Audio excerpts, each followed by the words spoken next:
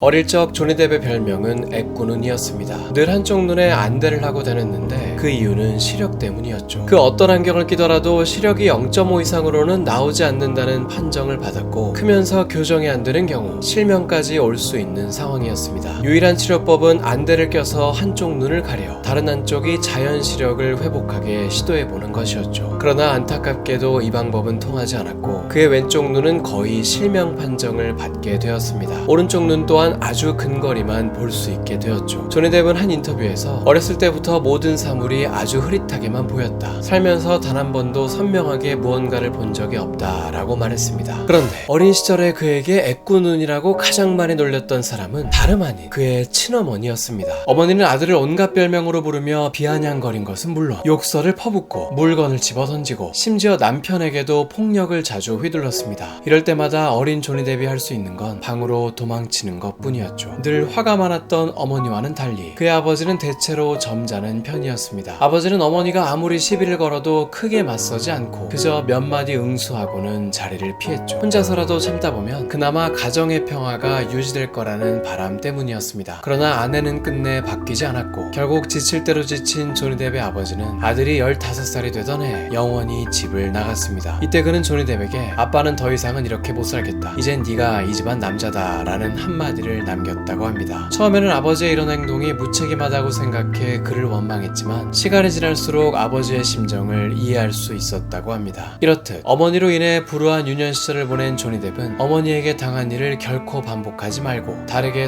살자라고 다짐했다고 합니다. 이런 답답한 현실 속에서 조니 뎁의 유일한 탈출구는 기타였습니다. 학교가 끝나면 늘 방에 틀어박혀서는 잠들기 전까지 손가락이 아파올 정도로 기타줄을 튕겼죠. 사실 조니 뎁 가정 형편에 기타를 구한 것만 해도 기적에 가까웠습니다. 어떻게든 어머니를 졸라 겨우 싸구려 중고를 살 수 있었지만 막상 기타 치는 법을 배울 길이 없었죠. 이에 조니 뎁은 도둑질을 하기로 합니다. 뭐요? 근처 상점에서 기타 코드표가 담긴 책을 한 권 훔쳐와서는 그 한 권이 너덜너덜해질 때까지 독학으로 기타를 배웠죠. 조니 뎁은 당시를 회상하며 지금 생각하면 부끄러운 짓을 했지만 당시에는 그저 악몽 같은 상황에서 탈출할 수 있다는 게 좋았다라고 말했습니다. 조니 뎁의 기타를 향한 집착은 여기서 끝나지 않았습니다. 급기야는 기타리스트가 되겠다며 16살에 학교를 자퇴하기까지 했죠. 그리고 2주가 흘렀습니다. 꿈을 쫓아 행복할 줄 알았던 조니 뎁은 후회의 눈물을 흘리고 있었습니다. 학교조차 가지 않고 집안에만 처박혀 있는 생활이 오히려 더 괴로웠던 것이죠. 이에 그는 2주 만에 다시 학교를 찾아가 재입학을 할 수 없냐고 물었는데 교장 선생님은 그에게 뜻밖의 말을 해줬습니다. 음악은 네가 몰두할 수 있던 유일한 것이었으니 포기하지 말고 그 열정을 계속 따라가라는 말을 해준 것이죠. 이렇게 해서 조니 뎁은 학교로 돌아가지 않고 본격적으로 4인조 멤버로 구성된 록밴드 활동을 하게 됩니다. 그러나 꿈과 현실은 엄연히 다른 법. 수입이 전무한 록밴드 생활로는 끼니를 때울 돈조차 마련할 수 없었습니다. 이에 멤버들과 함께 잡지 모델 생활을 하고 전화 판매원으로 일을 하며 음악을 하기 위한 돈을 근근히 마련했죠. 조니 뎁은 이때를 회상하며 얼굴도 모르는 사람에게 전화로 물건을 판매하는 일이 돌이켜보면 인생에서 처음으로 하루 종일 연기를 했던 시기였다고 말했습니다. 철저하게 자아를 버리고 물건을 팔기 위해 다른 성격, 다른 인물을 필사적으로 연기해야 했었다며 말이죠. 이렇게나 생활이 어렵던 시기, 조니 뎁은 엄청난 일을 벌이게 됩니다. 바로 결혼이었습니다. 불과 20살의 나이에 6살 연상의 여자와 결혼을 하게 된 것이죠. 상대는 같은 록밴드 멤버의 누나였는데 거의 매일 밴드 활동을 따라다니다 보니 자연스럽게 가까워졌다고 합니다. 그러나 안정적이지 않은 생활과 성격 차이로 인해 이들은 2년 만에 이혼을 하게 됩니다. 하지만 이 2년의 세월 동안 조니 뎁은 인생을 바꾸는 경험을 하게 되죠. 바로 부인을 통해 소개받은 한 남자 때문이었습니다. 메이크업 아티스트로 일하던 부인은 배우들을 많이 알고 지냈는데 그 중에는 훗날 할리우드의 대스타가 되는 니콜라스 케이지가 있었죠. 니콜라스는 당시에는 데뷔한 지 얼마 안 됐던 신인이었습니다. 이들은 예술을 한다는 공통점으로 인해 금세 절친으로 거듭났죠. 여느 때처럼 보드게임을 즐기던 이들. 다음에는 무슨 알바를 해야 하나 하며 고민을 털어놓는 조니 뎁에게 니콜라스는 배우 일을 권했습니다. 단역으로 출연했는데도 나름 수입이 괜찮았다며 사이드 잡으로 하기엔 꽤 쏠쏠한 일이 일이라면 말이죠. 조니 뎁은 그저 아르바이트라는 생각으로 큰 뜻 없이 한 영화의 오디션을 보러 갔는데 한 번에 덜컥 합격을 해버렸습니다. 여기서 재밌는 사실은 그가 합격한 이유는 연기력 때문이 아닌 한 손목시계 때문이었다는 것이죠. 당시 감독은 평범한 옆집 청년 역할을 연기하기에는 긴 머리에 요상한 모자를 쓰고 온 조니 뎁의 첫인상이 탐탁지 않았습니다. 게다가 연기력도 형편없고 긴장한 게 역력히 느껴졌죠. 그러나 감독의 마음을 바꾼 것은 그의 10대 딸이었습니다. 그날따라 아빠 직장에 놀러온 딸은 아빠 옆에 앉아 후보자들의 오디션을 쭉 지켜봤는데 조니 뎁이 들어서자 순간 화들짝 놀랐죠. 사실 이들은 그날 오전 우연히 만났던 사이였습니다. 오디션에 대기 중인 조니 뎁은 감독 딸의 특이한 손목시계를 보고는 멋진 시계네? 어디서 샀니? 라며 대화를 건넸죠. 이 시계는 숫자 대신 리츠 과자가 그려져 있는 귀여운 디자인이었습니다. 그리고는 손목시계를 찬찬히 살피던 조니 뎁은 시계알 안으로 물방울이 고여있는 것을 눈치챘죠. 그날 아침 깜빡하고 시계를 찬 채로 샤워를 해서 안쪽에 물이 고여버린 것입니다. 조니 뎁은 곧바로 라이터를 꺼내 안쪽의 물방울들을 없애줬는데 이런 친절한 모습과 훤칠한 외모는 어린 소녀에게 깊은 인상을 남겼습니다. 그랬던 그가 오디션 참가자로 나타났던 것이죠. 오디션이 끝나고 감독과 함께 집에 돌아온 딸은 아까 봤었던 머리 긴 청년에 대해 끊임없이 떠들어댔습니다. 그가 얼마나 핸섬했고 친절했었는지를 말이죠. 조니 뎁에게 일말의 관심도 없었던 감독은 그제서야 그를 다시 보기 시작했고 10대 소녀의 반응이 이렇다면 이 남자에겐 뭔가 매력이 있을 거다라는 생각에 대본상 이 캐릭터의 설정을 수정까지 해가며 조니 뎁을 전격 캐스팅했습니다. 이렇게 해서 그는 한 편의 영화처럼 영화계에 데뷔하게 된 것이죠. 조니 뎁의 이야기를 이어가기 전에 제가 겪고 있는 실제 상황을 잠시 말씀드리겠습니다. 저는 광고나 협업 문의를 비롯해 정말 많은 이메일을 받습니다. 그런데 그 중에는 이런 수상한 메일들이 있죠. 보내는 사람이 넷플릭스인데 이메일 주소는 체코?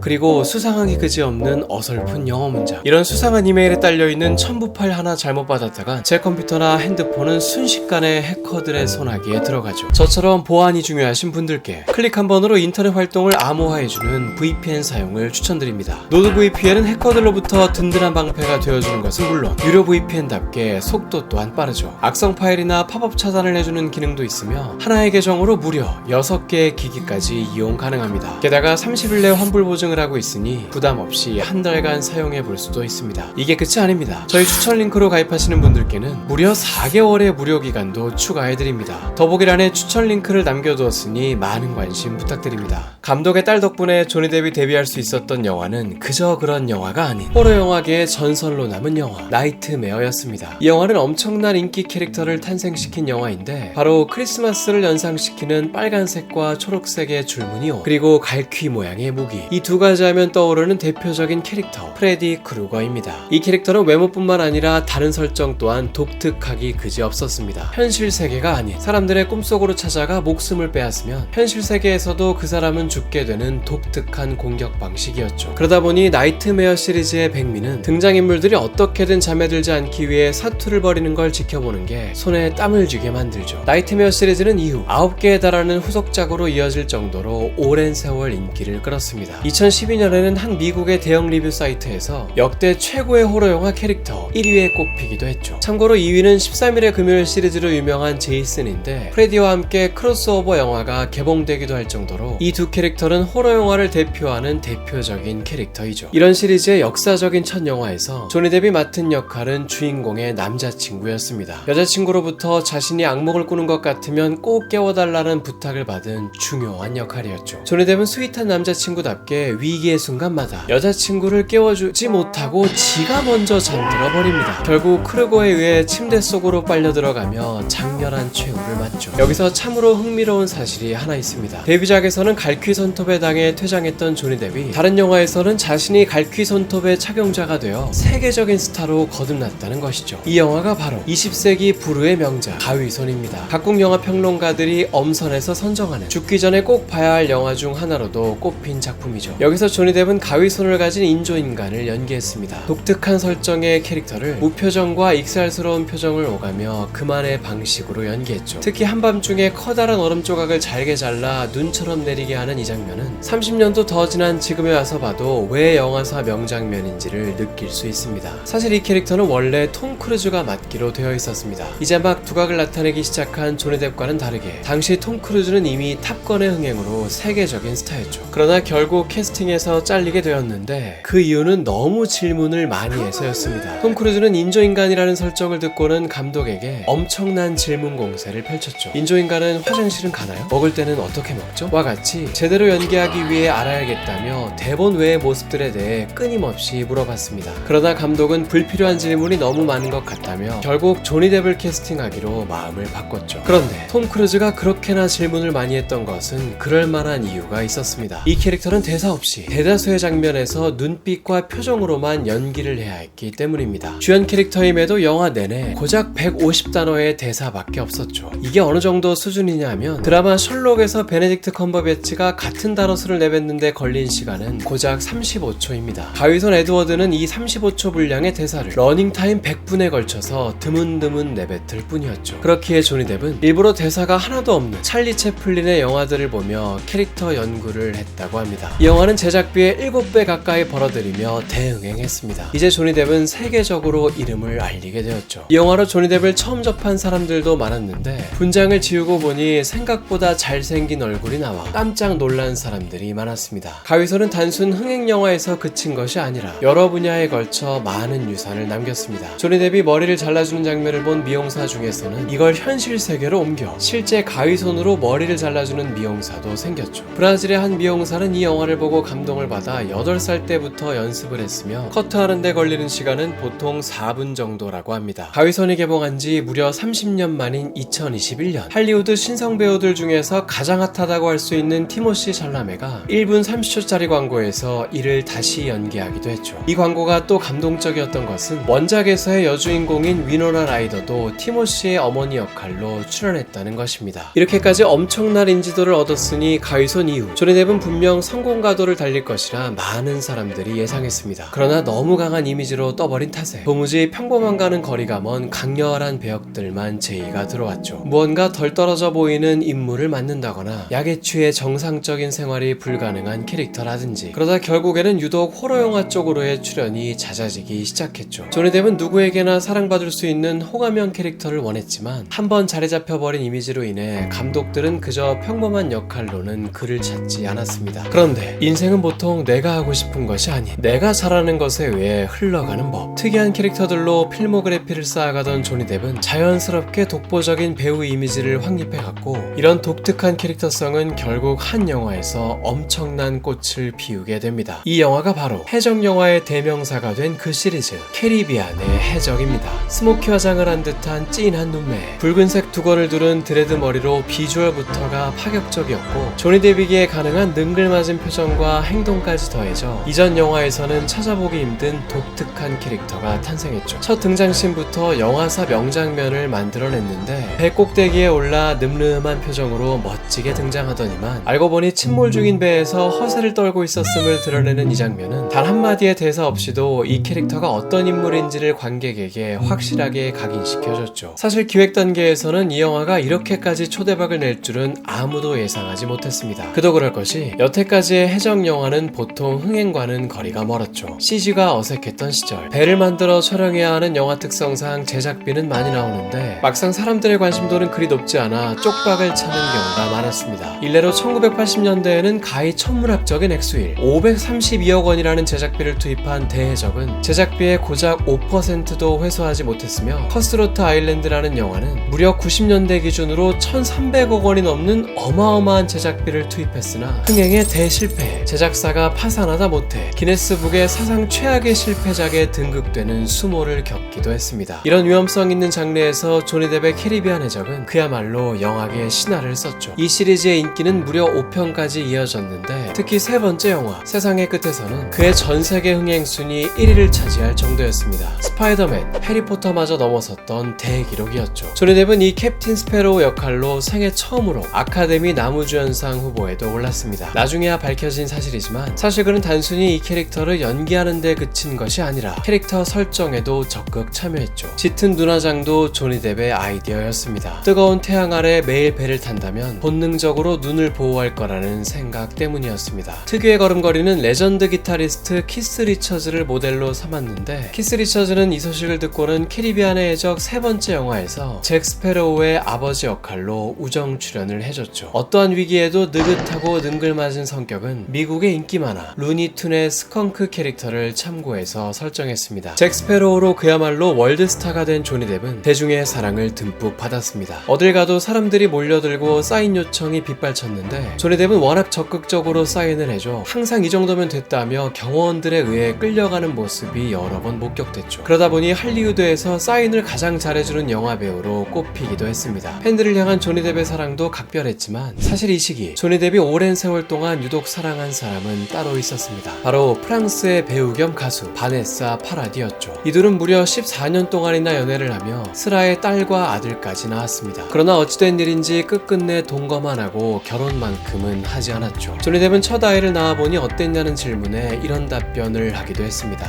Drew breath and exhaled and all that stuff. I don't think I took a real breath until my daughter was born.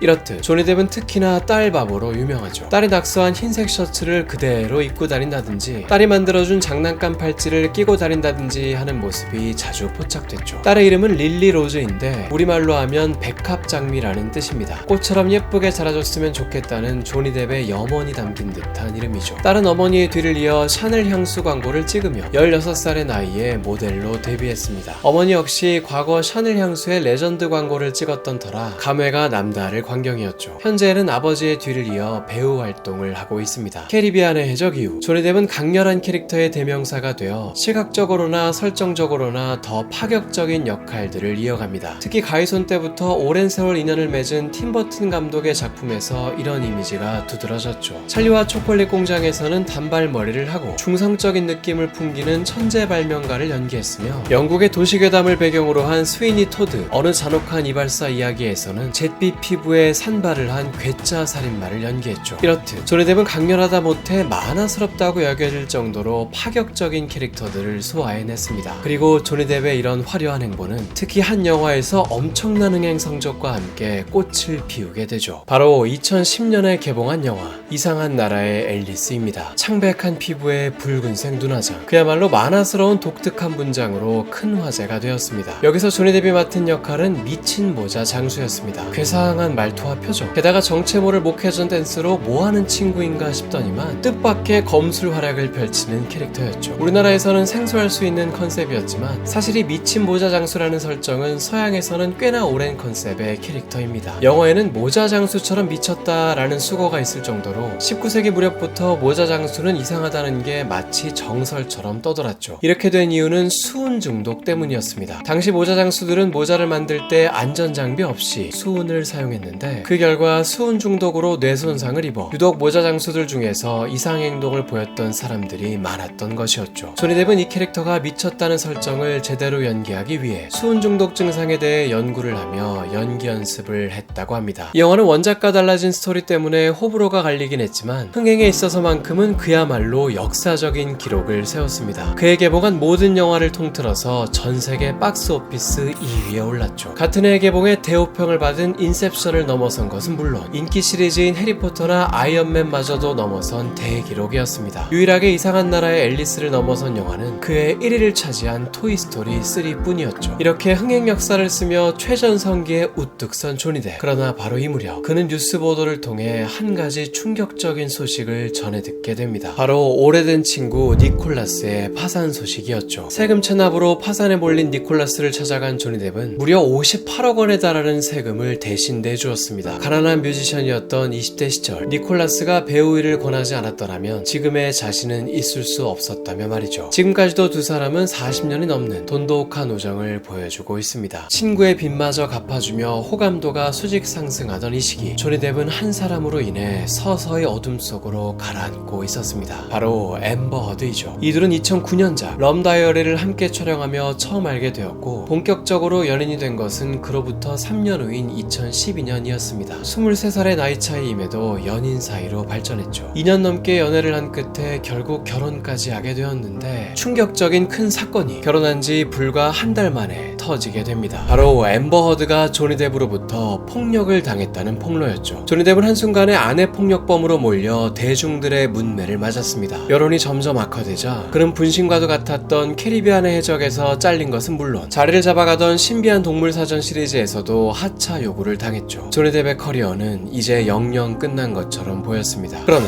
이 모든 것에 대한 반전은 이로부터 6년 후인 2022년 100시간 넘게 생중계된 이들의 공개 재판에서 모든 게 뒤집어졌습니다. 오히려 상습적 폭력을 휘둘렀던 것은 앰버 허드였으며 조니 뎁은 물리적인 반격을 하지 않고 피해만 다녔다는 사실이 드러나기 시작했던 것이죠. 특히 앰버 허드 스스로의 입으로 먼저 폭력을 휘둘렀다고 말하는 녹취록과 조니 뎁을 향해 조롱을 하듯 나보다 더 크고 센 당신이 가정폭력의 피해자라고 말해도 사람들은 아무도 안 믿을 거다라고 하는 녹취록이 공개되자 대중의 여론은 순식간에 조니 뎁 쪽으로 기울었습니다. 이외에도 재판이 진행될수록 앰버 허드 측의 각종 음해와 거짓말들이 속속들이 드러났죠. 결국 2022년 6월 법원은 앰버 허드에게 징벌적 손해배상금을 포함해 1,500만 달러를 조니 뎁 측에게 지불하라는 판결을 내렸습니다. 한화로 무려 209억 원에 달하는 엄청난 액수이죠. 앰버 허드는 지불 능력이 되지 않는다며 파산을 선언했습니다. 조니 뎁은 재판 직후 성명을 통해 다음과 같이 말했습니다. 6년 전 제 삶은 영원히 바뀌었습니다. 사실이 아닌 소문은 눈 깜짝할 새에 진실인 것처럼 번졌고 제 커리어와 삶은 막대한 타격을 입었습니다. 6년 만에 배심원단은 제 삶을 돌려주었습니다. 이에 진심으로 감사드립니다. 최고의 순간은 아직 오지 않았으며 마침내 새로운 장이 시작되었습니다. 저에게는 여러분의 좋아요를 받는 순간이 늘 최고의 순간입니다. 좋아요 하나가 정말 큰 힘이 되니 꼭 부탁드리고요. 저희 영상을 간간히 보시는데 아직도 구독 안 하신 분이 계시다면 이쯤에서 제발 구독 한 번만 부탁드립니다.